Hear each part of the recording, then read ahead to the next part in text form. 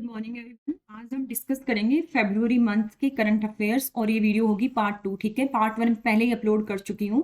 अगर आपने part 1 video नहीं देखी है तो आप चैनल पे जाइए और पार्ट 1 वीडियो को भी देखिए। उससे आपके फरवरी मंथ के सारे करंट अफेयर्स आपके कंप्लीट हो जाएंगे। ठीक है, और ये आपका जो अपकमिंग एग्जाम्स हैं, डिफेंस रिलेटेड जितने भी एग्जाम्स हैं, चाहे वो आपका एनडीए का हो, चाहे सीडीएस का हो, चाहे एफकेट का हो, ठीक है, और चाहे आपका जो सैनिक स्कूल का जो बच्चों का एग्जाम्स होते हैं सैनिक स्कूल के लिए, ठीक है, उसके लिए भी इक्वली इंपॉर्टेंट है कि उसकी, क्योंकि उसमें भी एक टॉपिक है ऐसा। ठीक है, और मैं कुछ और बताना चाहूँगी इस चैनल के बारे में। ये जो चैनल हमने स्टार्ट किया है, its group of 3-4 people, okay. और हमारा एम है कि इस चैनल पे जितने भी डिफेंस रिलेटेड एग्जाम्स होते हैं, ठीक है, वो उनका जो भी सिलेबस है वो सारा इस पे कंटेंट मिलेगा। ठीक है, और वो भी फ्री ऑफ कॉस्ट। ठीक है, सारा A to Z टॉपिक का हम सिलेबस जो है उसके वीडियो जिस चैनल पे अपलोड करेंगे। ठीक है, और जो एसएसबी होती है, ठीक है, सैनिक स्कूल के लिए जो इंटरव्यूज होते हैं बच्चों के, ठीक है, उनके रिगार्डिंग भी हम इस पे लेक्चर्स अपलोड करेंगे। ठीक है, अगर आपने चैनल को सब्सक्राइब नहीं किया है तो आप चैनल को सब्सक्राइब कर लीजिए, ताकि जब भी इस चैनल पे कोई भी नई वीडियो या कुछ भी जैसे वीडियोस डले तो आपको नोटिफिकेशन मिले और आप उस वीडियो को या लेक्चर को आप देख सकें। ठीक है, तो चलिए शुरू करते हैं। ये कुछ लाइनें हैं मेरे बारे में, तो आप पढ़ सकते हैं। आपको ये नहीं लगे कि जो पढ़ा रहा है वो क्वालिफाइड है कि नहीं। ठीक है, ये डाउट ना आए मन में। तो चलिए शुरू करते हैं। ठीक है, तो अभी एक काफ़ी इंपॉर्टेंट एक्सरसाइज होती है फरवरी में। देखो 11 फरवरी के आसपास का, और ये जो इंडियन एक्सप्रेस है उसका ये न्यूज हेडलाइन है। ठीक है, तो अभी फर्स्ट टाइम तरकश नाम की एक एक्सरसाइज हुई थी। तरकश, ठीक है, तरकश, ठीक है, इंडिया और यूएसए के बीच में हुई थी। इंडिया की तो एनएसजी में नेशनल सिक्योरिटी गार्ड ने पार्टिसिपेट किया था, और यूएसए की स्पेशल ऑपरेशन फोर्सेस ने इसमें पार्टिसिपेट किया था, और ये चेन्नई तमिलनाडु में हुई थी। ठीक है, ये बात तो पता ही होना चाहिए आपको, इतना तो ठीक है। और ये जो एक्सरसाइज है ना तरकश, ठीक है, ये इसका 6th एडिशन था। 6th एडिशन था, ठीक है, तरकश का।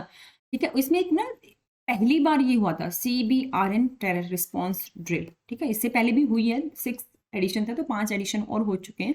लेकिन अब की बार की टर्म देखो, CBRN, तो ये काफी इंपॉर्टेंट हो जाती है वाली एक्सरसाइज। ठीक है, C stands for chemical weapon, ठीक है, B stands for biological, R for radio and R for nuclear.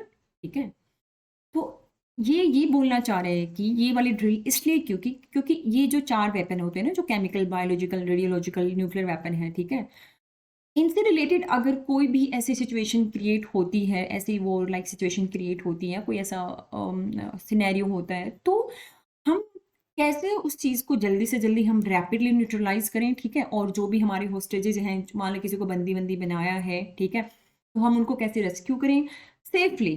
ठीक है, और जो भी केमिकल वेपन है, बायोलॉजिकल वेपन है, जो भी वेपन है, उसको हम डीएक्टिवेट कैसे करें। ठीक है, वो सब करने के लिए ये ड्रिल की गई है, क्योंकि पता है क्या है, अभी जो chemical weapon, biological weapon, radiological weapon, nuclear weapon, इनका ना यूसेज अभी बढ़ता जा रहा है। ठीक है, अभी जब 2017 में जब सीरिया का जब वॉर हुआ था, उस टाइम पे भी सेरिन गैस यूज की थी, तो उसमें काफ़ी लोगों की डेथ होगी। ऑफिशियल डेटा में तो इट इज़ शोइंग कि मोर देन 100, बट 100 बहुत कम नंबर है। ठीक है, ग्राउंड पे तो बहुत ज़्यादा नंबर होते हैं, बट 100 शो किया हुआ है। ठीक है, तो चलो आगे इस बारे में और हम पढ़ेंगे। यही है, देखो ये तरकश चेन्नई तमिलनाडु में हुआ। ठीक है, किस किस के बीच में हुआ ये हमें पता होना चाहिए। यदि ये क्यों करते हैं एक्सरसाइज, क्या इसका एम होता है। ठीक है, on enhancing the skills and the weapon usage of soldiers, इन सब चीज़ों के लिए हम लोग ये सब करते हैं। ठीक है, CBRN टेरर रिस्पॉन्स क्या होते हैं। ठीक है,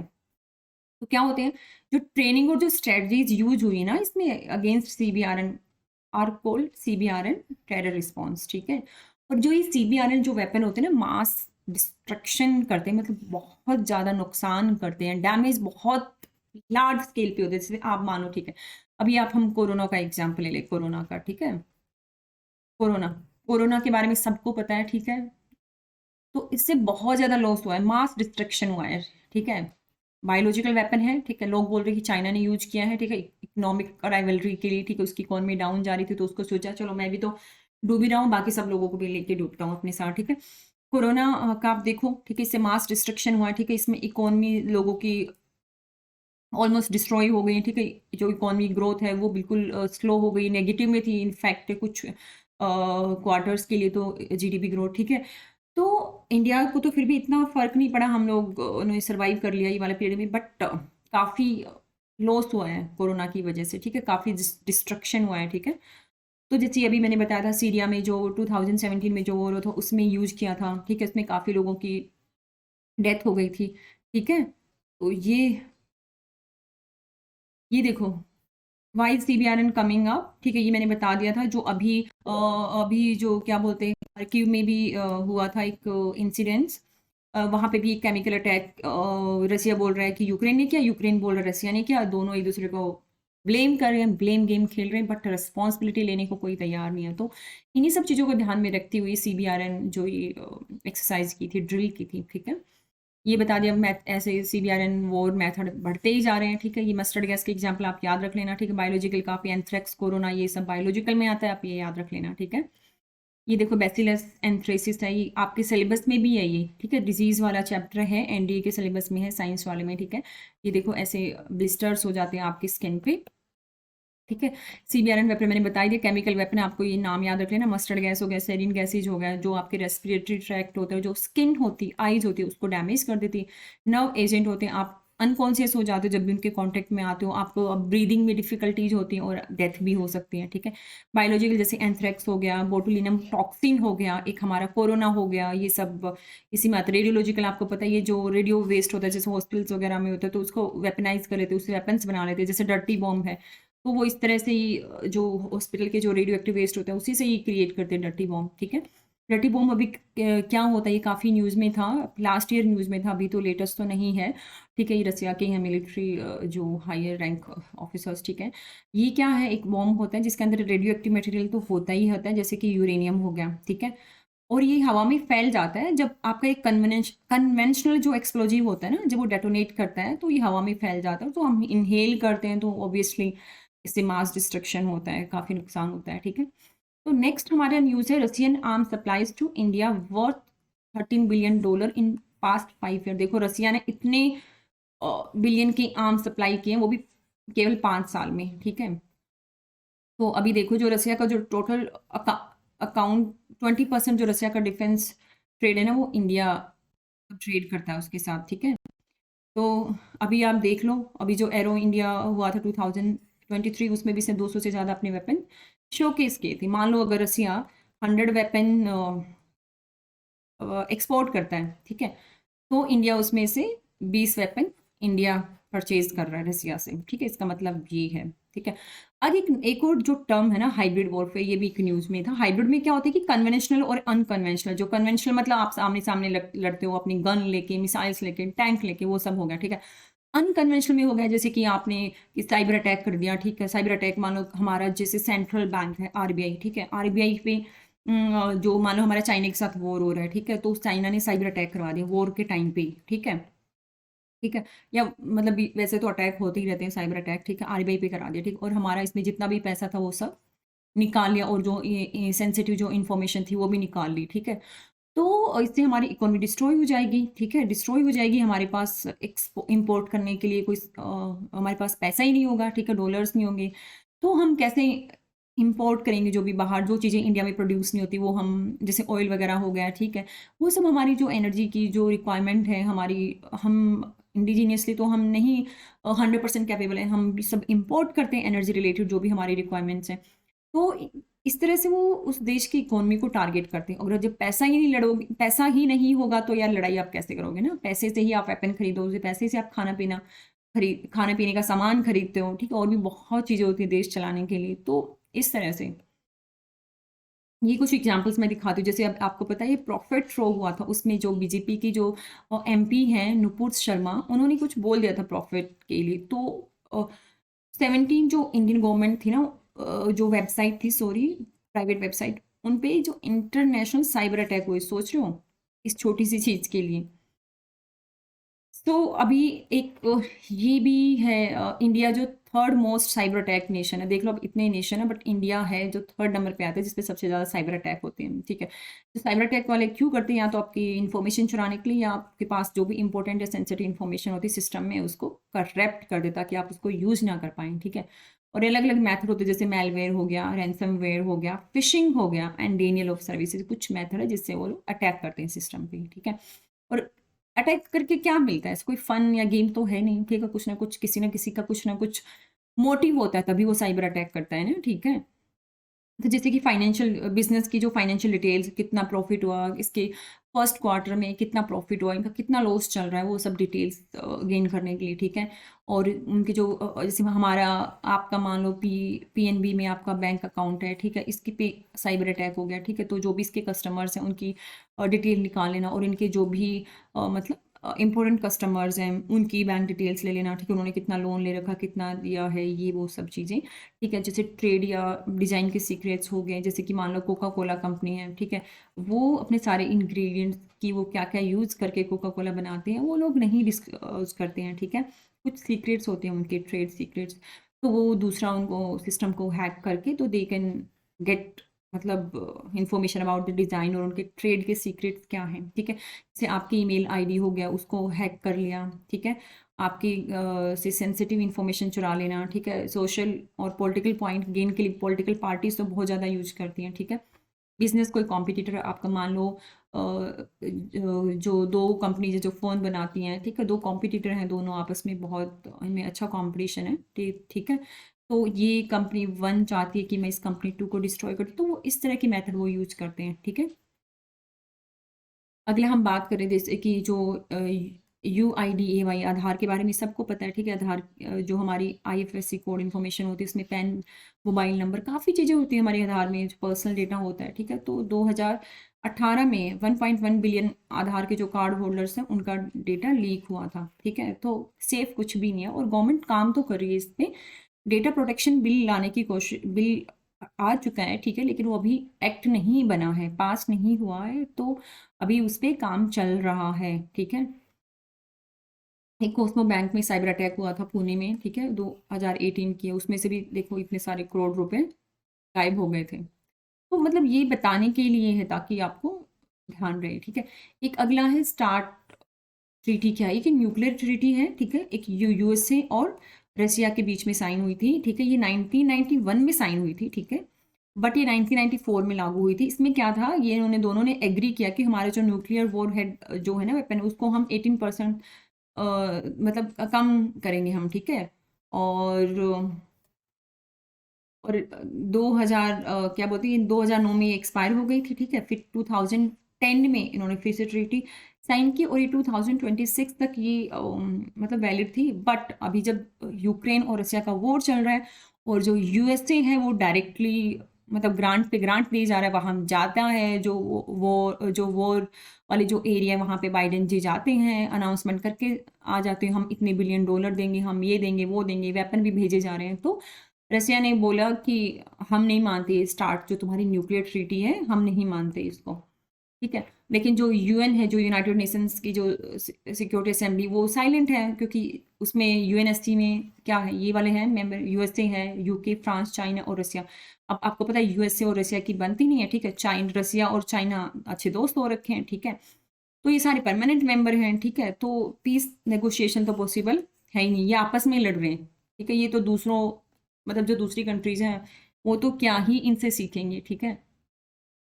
अगला हम बात करेंगे हवासों 15, ये इंटर कॉन्टिनेंटल बैलिस्टिक मिसाइल है, ठीक है। किसी भी अगर मिसाइल की रेंज 5000 के आसपास होती है, ठीक है, तो वो इंटर कॉन्टिनेंटल बैलिस्टिक मिसाइल की कैटेगरी में आती है, ठीक है।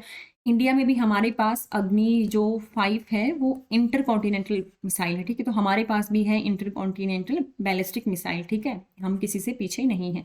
वो पूरा चाइना, ठीक है, अफ्रीका और वहाँ कॉन्टिनेंट तक वो मतलब हिट कर सकती है, ठीक है। तो चलो इसकी जो नॉर्थ कोरिया इसकी मिसाइल के बारे में पढ़ेंगे। इसके पास 3 हैं मेजर मिसाइल्स, और भी होंगी, डिस्क्लोज नहीं करते हैं ये लोग ऐसी इन्फॉर्मेशन। इसमें लिक्विड प्रोपेलेंट ही यूज होता है, ठीक है।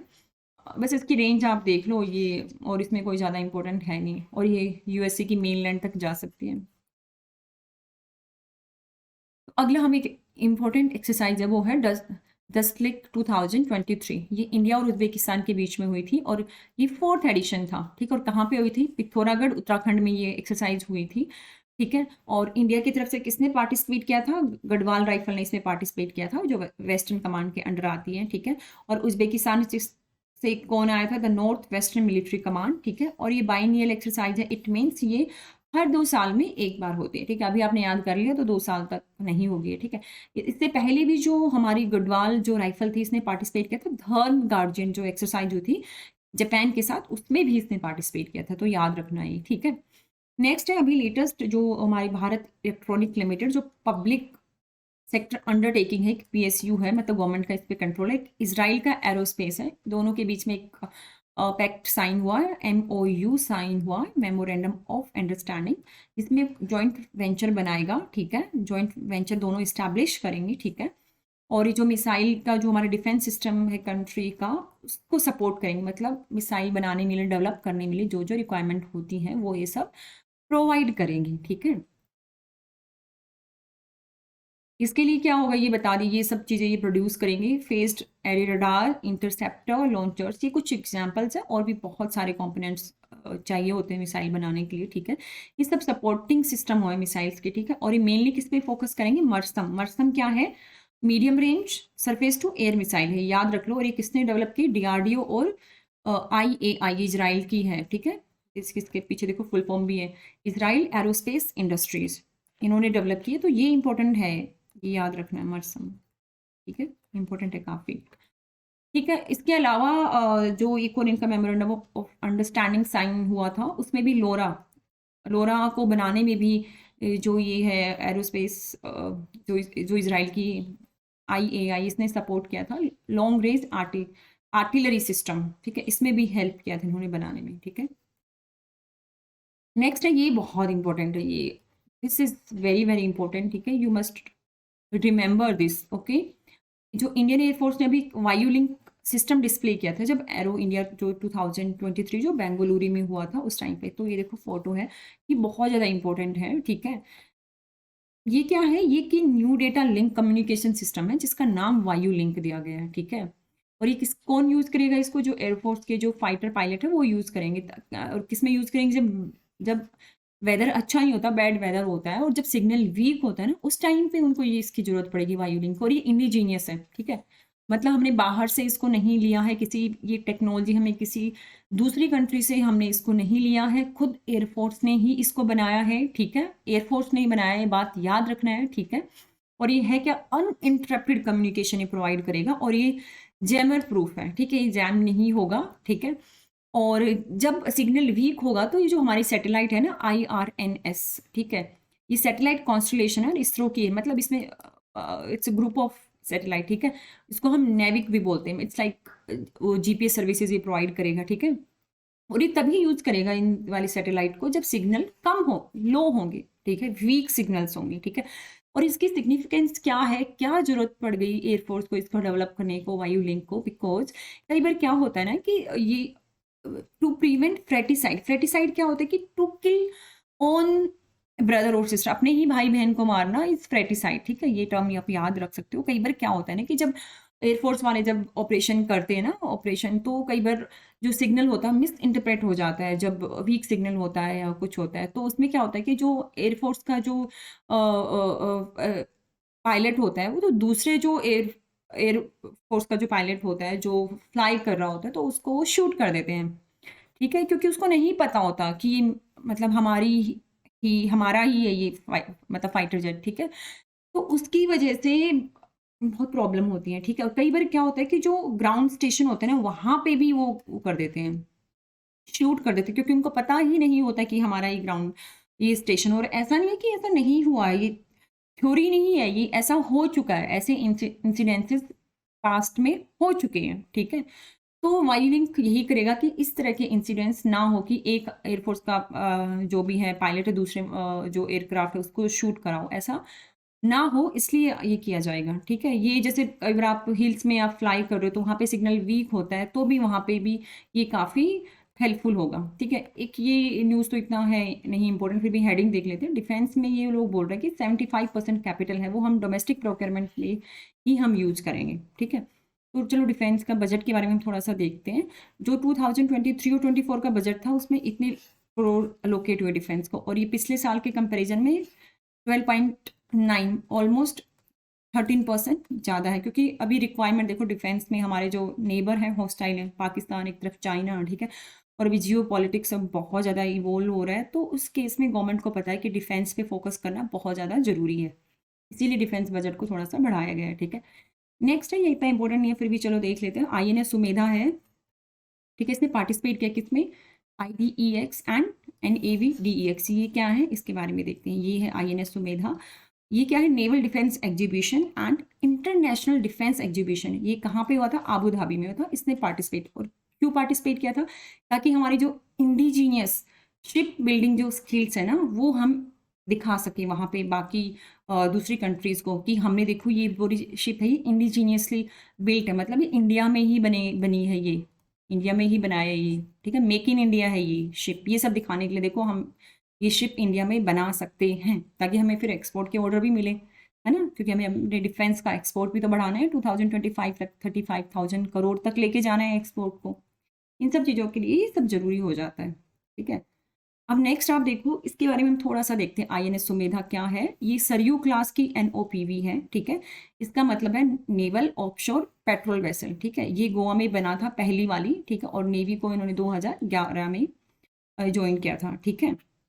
पूरी थर्ड है और इंडिजीनियसली बिल्ट है, ये हमने पढ़ ही लिया, ठीक है, और इसमें हेलीकॉप्टर्स को भी आप कैरी कर सकते हो, ठीक है। तो नेक्स्ट हम पढ़ते हैं Indian submarine docks in Indonesia for the first time. पहली बार ऐसा हुआ कि कोई जो इंडियन सबमरीन है कि यहाँ पे रुकी हो, ठीक है, वाटर्स में, इंडोनेशिया के वाटर्स में, ठीक है, पहली बार हुआ है, ठीक है। और इससे क्या हो कि दोनों कंट्रीज़ की जो रिलेशनशिप है वो तो अच्छी होगी। और एक कौन सी सबमरीन थी, INS सिंधु केसरी, ये नाम याद रखना है, ये थोड़ा इंपॉर्टेंट फैक्ट है कि पहली बार कोई चीज़ होती है वो इंपॉर्टेंट वैसे ही हो जाती है।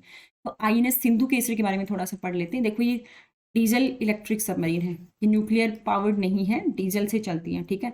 और इसकी कौन सी क्लास से बिलोंग करती है, सिंधु घोष, ठीक है। और कौन से प्रोजेक्ट के अंडर बनी थी, प्रोजेक्ट 877, ठीक है। और ये रेप्लिका है किसकी, किलो क्लास थी सोवियत यूनियन की, उसकी ये रेप्लिका है, ठीक है। और ये मिसाइल्स कितने किलोमीटर तक लॉन्च कर सकती है दोस्तों, 20 किलोमीटर तक। इसमें जो मिसाइल्स इंटीग्रेटेड होती हैं, जब आप फायर करते हो तो 220 किलोमीटर तक वो हिट कर सकती है, ठीक है।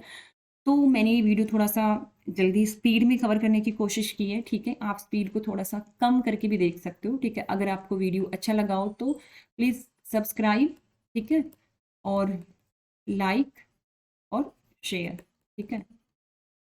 यार लाइक सब्सक्राइब शेयर और लाइक करने में पैसे बिल्कुल नहीं लगते हैं, ठीक है। और ये वीडियो रिकॉर्ड करने में बहुत मेहनत लगती है। अगर आपको सच में लगता है कि अच्छा ये इनिशिएटिव है तो please support the channel, okay. Have a nice